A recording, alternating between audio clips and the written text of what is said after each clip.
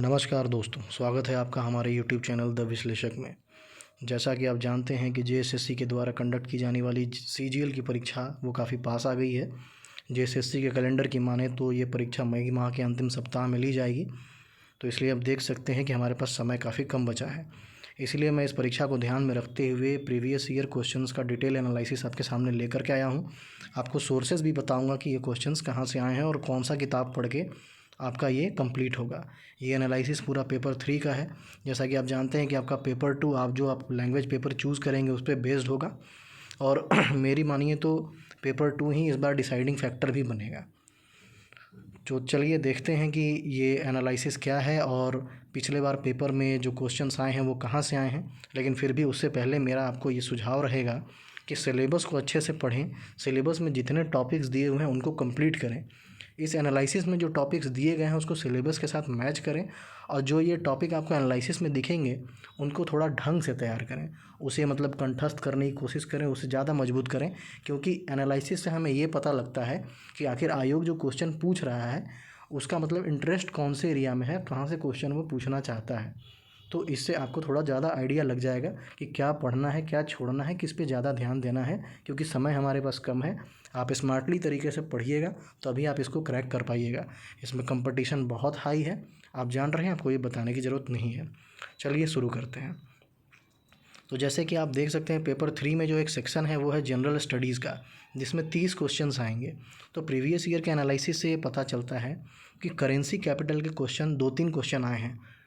उसके बाद आप मिनरल के क्वेश्चंस देख सकते हैं कि कौन से मिनरल कहाँ पाए जाते हैं, या फिर आप इसको इस तरह से भी पढ़ सकते हैं कि कौन सा मिनरल कौन सा स्टेट ज़्यादा प्रोड्यूस करता है, कौन सा कम करता है। रैंकिंग में भी ऊपर नीचे आप इसको अरेंज कर सकते हैं। अरेंज करने वाले क्वेश्चंस भी आ सकते हैं। इकोनॉमी की बात करें तो 5 ईयर प्लान्स जितने भी हैं वो इंपॉर्टेंट हैं। उसके अलावा और भी जितने इकोनॉमिक प्लान बनाए गए थे, जैसे कि 20 सूत्री कार्यक्रम वगैरह हो गया, ये सब भी आपको इम्पॉर्टेंट है। इकोनॉमिकल कमिटीज़ जो बनाई गई हैं वो भी इम्पॉर्टेंट हैं। और जो भी आपकी इकोनॉमिक बॉडीज़ हैं, जैसे कोई भी बैंक है, सिडबी हो गया, नाबार्ड हो गया, इनकी स्थापना कब हुई और इनका उद्देश्य क्या था, ये सबको भी जान लेना काफ़ी ज़रूरत है। अब बात करें पॉलिटी की, तो पंचायत और म्यूनसिपैलिटी के क्वेश्चंस भी आए हैं और आने की पूर्ण संभावना है, क्योंकि ये इंपॉर्टेंट सेक्शन हर एक एग्ज़ाम में मैटर करता ही करता है। और ये डिस्कवरी, इन्वेंशन, थ्योरीज़, ये आपको पूरे साइंस में हर जगह मिल जाएंगे। तो ज़रूरी नहीं है, मैं मानता हूँ कि साइंस का सेक्शन अलग है, लेकिन ये जनरल स्टडीज़ के पेपर में भी ये क्वेश्चंस आ जाएंगे, आपको ये देखने मिलेंगे। इसलिए जब आप पढ़ें, साइंस को पढ़ें, तो डिस्कवरी, इन्वेंशंस वगैरह पे, थ्योरीज़ वगैरह पे ज़्यादा ध्यान दें कि ये थ्योरी किसने दी, उस टाइप के। करेंट अफेयर भी एक बहुत महत्वपूर्ण रोल प्ले करने वाला है। 9 से 10 क्वेश्चन आपको करेंट अफेयर के मिलेंगे। तो मान के चलिए कि 30% के आसपास करंट अफेयर आपका वेटेज रख रहा है ये आपके जनरल स्टडीज़ के सेक्शन में।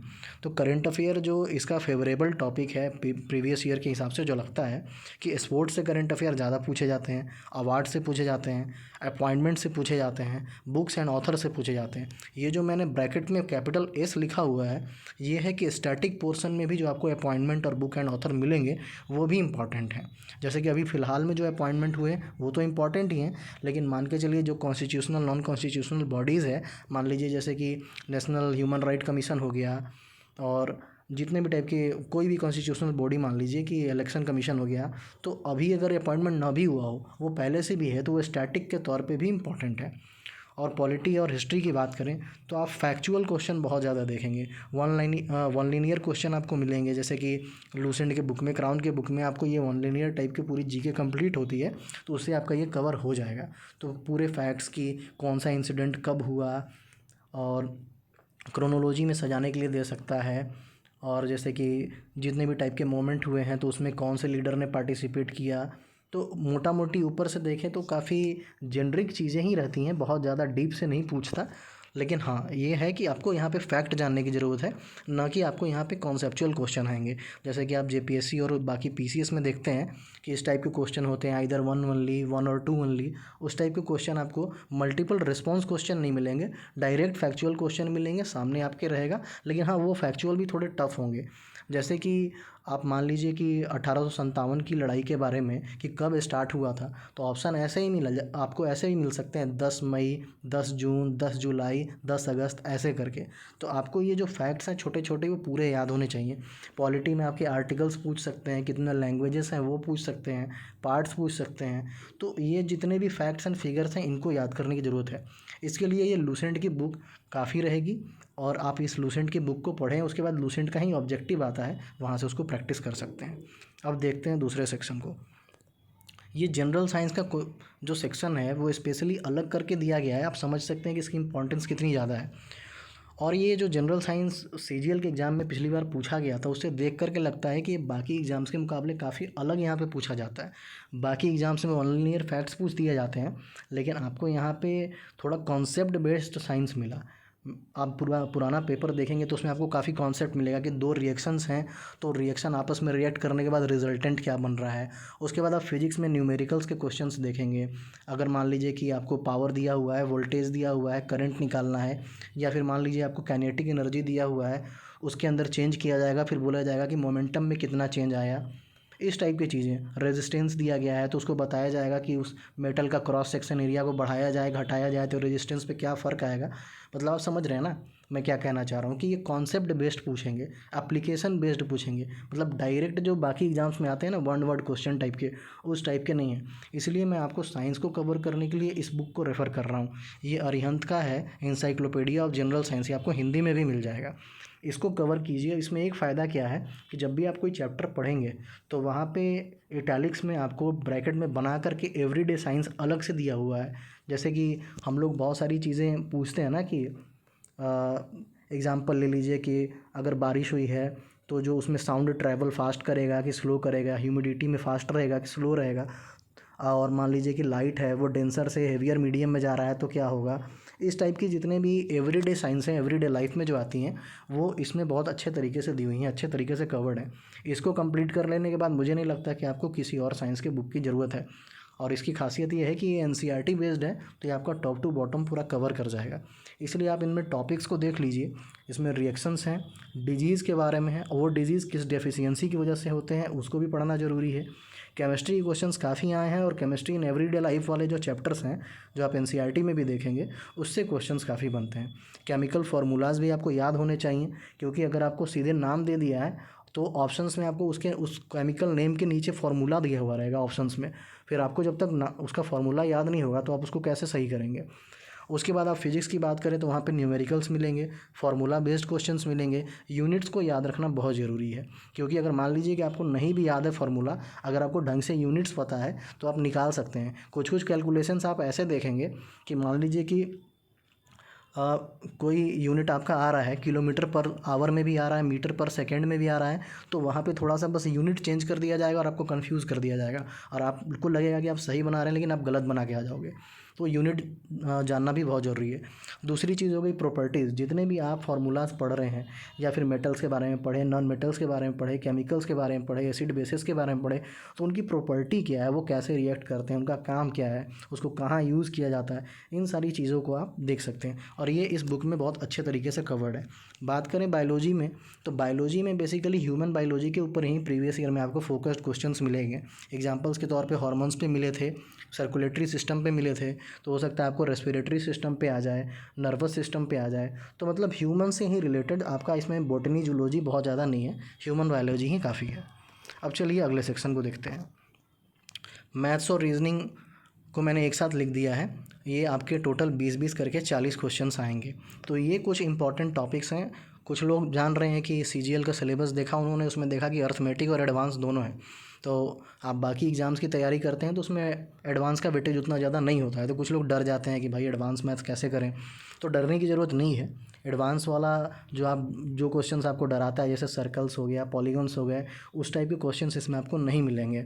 एंगल वगैरह का फॉर्मूला आपको याद करने की ज़रूरत नहीं है। इसलिए ये टॉपिक्स देख लीजिए, जो कि मतलब मान के चलिए 70-30 का रेशियो है कि 70 to 75% क्वेश्चन आपके अर्थमेटिक से रहेंगे, 25 to 30% क्वेश्चन एडवांस होंगे। उस एडवांस में भी आप मेंसुरेशन लेकर के चलो, एरिया लेकर के चलो, वो आपको प्योर ज्योमेट्री के क्वेश्चंस नहीं देखने मिलेंगे।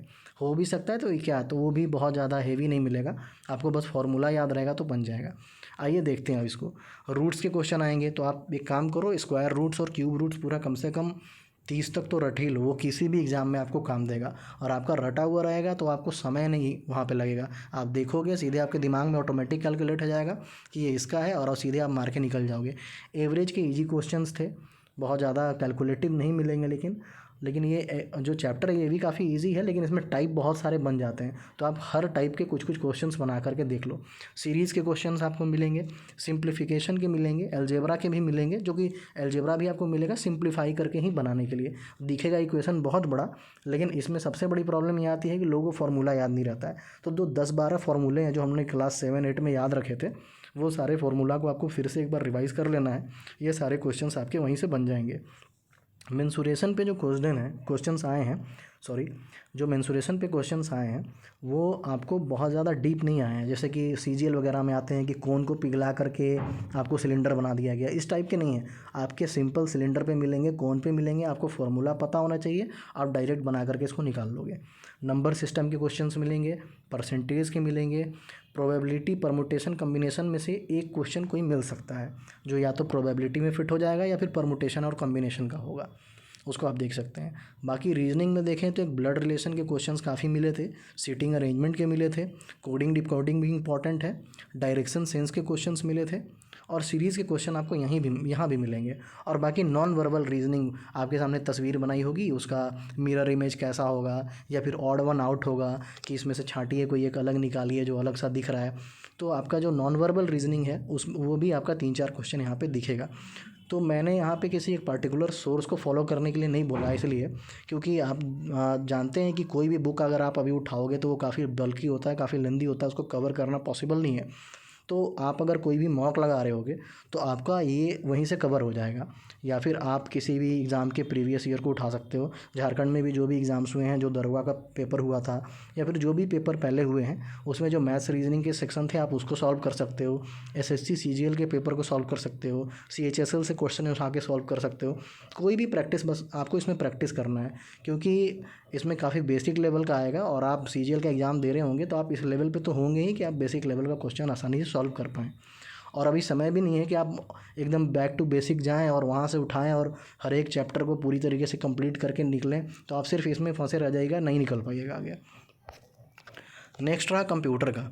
तो कंप्यूटर के लिए आप देखेंगे कि सिलेबस बहुत ही डिफाइंड है, बहुत छोटा है। उसमें से भी मैंने देखा कि कुछ क्वेश्चंस ऐसे हैं जो डायरेक्ट पार्टिकुलर टॉपिक से मिले, जैसे इनपुट डिवाइस, आउटपुट डिवाइसेस के बारे में। इनको थोड़ा सा बस हल्का सा कॉन्सेप्ट है, इसको समझ लेना, इनपुट आउटपुट क्या है, उससे आपके 2-3 क्वेश्चंस लग जाएंगे। एमएस ऑफिस में जितने भी पूरे पैकेज होते हैं, एक्सेल हो गया, पावर पॉइंट हो गया, आपका वर्ड हो गया, ये सारे पूरे जो एमएस ऑफिस के पैकेज हैं, इनके बारे में एक ओवरव्यू ले लीजिएगा। बहुत ज़्यादा डिटेल पढ़ने की ज़रूरत नहीं है। ये नहीं पूछ देगा कि एमएस एक्सेल में आप काम कर रहे हैं तो कौन से फॉर्मूले से कौन सा कैलकुलेशन होगा, ये इस टाइप के क्वेश्चंस नहीं होंगे, बस ओवरव्यू आपको चाहिए। एक मैंने देखा कि आउटपुट डिवाइसेस में प्रिंटर्स के ऊपर ये ज़्यादा फोकस रखते हैं। खैर प्रिंटर है भी थोड़ा बड़ा सा टॉपिक है, आपको टाइप समझने की ज़रूरत है, इसमें थोड़ा सा कॉन्सेप्ट है, तो इसलिए प्रिंटर्स को एक स्पेशली आप पढ़ लीजिएगा। फिर ऑपरेटिंग सिस्टम्स के बारे में पढ़ लीजिएगा कि लिनक्स हो गया, यूनिक्स हो गया, आपका जो ये चल रहा है आपके जो पीसी में चलता है विंडोज़ का, और इससे भी आपको थोड़ा अपडेटेड रहने की ज़रूरत है कि एंड्रॉयड में भी कौन सा ऑपरेटिंग सिस्टम चल रहा है, iOS का कौन सा वर्जन चल रहा है, ये सारी चीज़ें थोड़ा सा इससे अपडेटेड रहने की ज़रूरत है। ये जो शॉर्टकट कीज़ और फंक्शंस हैं ना, इसको आपको रटने का ज़रूरत पड़ेगा। आपको यूट्यूब पे भी कुछ वीडियोज़ मिल जाएंगे, इस बुक में भी आपको कुछ मिल जाएंगे, क्योंकि इसका जो इंपॉर्टेंस है वो काफ़ी ज़्यादा है। 3 से 4 क्वेश्चन आपके शॉर्टकट कीज़ और फंक्शन से आए हुए हैं, तो इसको आपको रटना ही पड़ेगा, इसका कोई दूसरा उपाय है नहीं। उसके बाद आप देख सकते हैं प्रोग्राम्स के बारे में कि high level language, low level language, इसके बारे में आप एक ओवरव्यू जान लीजिए। इसके बाद ये जो फुल फॉर्म वाला एरिया है ना, ये भी काफ़ी इंपॉर्टेंट है, काफ़ी क्वेश्चन इससे उठाए जाते हैं। तो ये फुल फॉर्म का आपको लिस्ट मिल जाएगा, मुश्किल से 2-3 पेजेस के होंगे, इस बुक में भी अवेलेबल होंगे, उसको आप पढ़ जाइएगा, आपका कवर हो जाएगा। और ये लास्ट चीज़ जो है आपका टाइप्स ऑफ फाइल, ये एकदम बेसिक है। जैसे कि अगर आप वर्ड का डॉक्यूमेंट कोई सेव करते हैं तो सेव करने के बाद जो उसका एक्सटेंशन होता है .doc होता है। एक्सेल का सेव करते हैं तो जो उसका एक्सटेंशन होता है वो .xls होता है। तो इस टाइप से आपको दिया रहेगा, आपको पहचानना है। मान लीजिए कि आपको वहाँ पे एक्सटेंशन दे दिया, पहचानने के लिए बोल देगा कि ये किस चीज़ का फ़ाइल है, तो बस इसके बारे में एक जानकारी हल्का सा रखिएगा तो आपका ये कवर हो जाएगा। खैर ये बुक जो है काफ़ी बेस्ट है, आप इसको लेकर के कवर कर सकते हैं। लास्ट जो सबसे ज़्यादा इम्पोर्टेंट आपके पेपर 3 में है वो है आपका झारखंड। तो झारखंड में आप जानते हैं कि बहुत सारी किताबें फेमस हैं, उड़ान की है, मनीष रंजन की है। मैंने मनीष रंजन भी पढ़ा है, उड़ान को भी देखा है, लेकिन अभी ये मार्केट में आई है पतंजलि IAS एकेडमी की किताब है झारखंड संपूर्ण संग्रह। ये मुझे थोड़ा ज़्यादा बेटर लगी, थोड़ा ज़्यादा ऑर्गेनाइज़ करके दिया हुआ है, ये मुझे अच्छा लगा। तो आप इसको फॉलो कर सकते हैं, नहीं तो आपके पास जो भी बुक है उसको चेंज करने की ज़रूरत नहीं है। बस इन टॉपिक्स को आप रिवाइज़ कर लो और सिलेबस के साथ देख लो, आपका कवर हो जाएगा। लेकिन इस पे ध्यान देने की ज़्यादा ज़रूरत है, क्योंकि ये जो आपका एक तरह का मेजर डिसाइडिंग फैक्टर है पेपर 3 के लिए। तो इसमें देखिए आपका जो प्रीवियस ईयर में क्वेश्चंस आए हैं वो इंडस्ट्रीज से आए हैं, गवर्नमेंट स्कीम से आए हैं, मिनरल्स और माइंस से आए हैं, कौन सा मिनरल कहाँ पाया जाता है, रैंकिंग देखना होगा कि इस माइंस में कौन सा मिनरल मिलता है, इस टाइप की चीज़ें। स्पोर्ट्स का जो सेक्शन है ना वो आपके नेशनल वाले में भी और स्टेट वाले में भी, दोनों में फेवरेट है। तो आपको स्पोर्ट्स से एकदम क्वेश्चन आने ही आने हैं, उसमें से पर्सनालिटीज़ हो गए, अवार्ड्स हो गए, ये सारी चीज़ें मिलेंगी। अब रिवोल्ट्स हो गया तो आपको पूरा डिटेल्ड हिस्ट्री टाइप का क्वेश्चन नहीं आएगा, उसमें से भी आपको जो पर्सनालिटीज़ हैं, लीडर्स हैं, कौन सा रिवोल्ट कब हुआ, किसने लीड किया, कहाँ पे हुआ, ये इस टाइप के क्वेश्चन आएंगे। टाइमलाइन आ जाएगा, क्रोनोलॉजी में ऊपर नीचे सजाइए, कौन पहले हुआ कौन बाद में हुआ, इस टाइप के। ये नहीं आएंगे कि उसका आउटकम क्या निकला, वो रिवोल्ट हुआ ही क्यों, उस टाइप के मतलब कॉन्सेप्चुअल ज़्यादा नहीं आएंगे। बुक्स एंड ऑथर्स, इसको आप करंट से भी लिंक कर लो, स्टैटिक में भी लिख लो, ये भी आएंगे आपके। करंट से मैक्सिमम प्रोबेबिलिटी है कि करंट वाले ही दें, लेकिन आप इन सारी बुक्स को पढ़ोगे तो बुक्स एंड ऑथर जो आपका लिटरेचर का सेक्शन है वहाँ पे जो दिए हैं उनको आप कवर कर लो। फिर रिवर जो हो गए, कौन सी रिवर कहाँ से निकलती है, कहाँ से गुजरती है, उस पर कौन सा प्रोजेक्ट चल रहा है, ये सारी चीज़ें हो गई। सबसे इम्पॉर्टेंट आप इसको देख सकते हो जो है सेंसस। सेंसस से जितने भी डेटा हैं, आपका पॉपुलेशन का हो गया, डेंसिटी का हो गया, ट्राइब्स का हो गया, एजुकेशन का हो गया, इन सारी चीज़ों को आप एक बार कवर कर लो। और कोई भी ऑब्जेक्टिव बुक जैसे कि मनीष रंजन का एक 7000+ क्वेश्चंस का एक ऑब्जेक्टिव बुक आता है, आप वहाँ पे उसके क्वेश्चंस प्रैक्टिस कर लो, तो आपका यहाँ पे कॉन्फिडेंस बिल्ड हो जाएगा। उसके बाद हो गया आपके अवार्ड्स का। जैसे कि अवार्ड्स तो आपके स्पोर्ट्स में आपने अलग पढ़ा, लेकिन बाकी जैसे कि किसी को पद्मश्री मिला हो या फिर कोई लिटरेचर सम्मान मिला हो, तो ये सारी चीज़ें जो हैं करंट अफेयर से आपके कवर होंगी। और या फिर पहले किसी को मिल चुका हो, क्योंकि झारखंड में बहुत ज़्यादा पद्मश्री, पद्म विभूषण या ये जो पद्म अवार्ड्स हैं ये नहीं मिले हैं। या फिर जो भी अवार्ड जैसे कि जो हमेशा न्यूज़ में रहते हैं, अभी फ़िलहाल जैसे कि पद्म अवार्ड्स का जो डिस्ट्रीब्यूशन हुआ था तो झारखंड के भी पर्सनालिटीज़ को मिला है, तो वो सारे आपके इंपॉर्टेंट रहेंगे। कल्चर पे भी काफ़ी क्वेश्चंस आएंगे, जिसमें जैसे कि फेस्टिवल्स हो गए, डांस हो गए, पेंटिंग्स के बारे में, सॉन्ग्स के बारे में। झारखंड देखिए जो ट्राइबल कल्चर के लिए ही अधिकतर जाना भी जाता है, और ये एक बहुत बड़ा जो सेक्शन है आपके झारखंड के बुक का, झारखंड का, ये आपका कल्चर कैरी करता है। तो इसको आपको पढ़ने की बहुत ज़रूरत है, आप नहीं तो इसका एक छोटा सा नोट्स बना लीजिए और उसको रट जाइए। उसके बाद हो गया आपके ट्राइबल लैंग्वेजेस हो गए, तो कौन सा लैंग्वेज कौन से एरिया में बोला जाता है। और चूँकि झारखंड में भी लैंग्वेज का बहुत ज़्यादा ये चला है ट्रेंड में, और ये न्यूज़ में भी रहा है, तो आपके लिए ये इंपॉर्टेंट रहेगा। और लास्ट चीज़ हो गई कि कैबिनेट मिनिस्टर्स, अभी किस मंत्री के पास कौन सा मंत्रालय है, ये पूरी तरीके से आपका करंट हो जाएगा। इसको आपको पूरे पढ़ के रखने की ज़रूरत है। चलिए, आपको बाकी एग्ज़ाम के लिए काफ़ी शुभकामनाएं कि आपका पेपर काफ़ी अच्छा जाए। धन्यवाद। अगर आपको ये वीडियो अच्छा लगता है तो प्लीज़ लाइक करें, सब्सक्राइब करें, शेयर करें। आप सब्सक्राइब करेंगे तो मुझे और हिम्मत मिलेगी और मुझे मोटिवेशन मिलेगा, ताकि मैं और वैल्यूएबल वीडियो आप लोगों के लिए बना सकूं। धन्यवाद।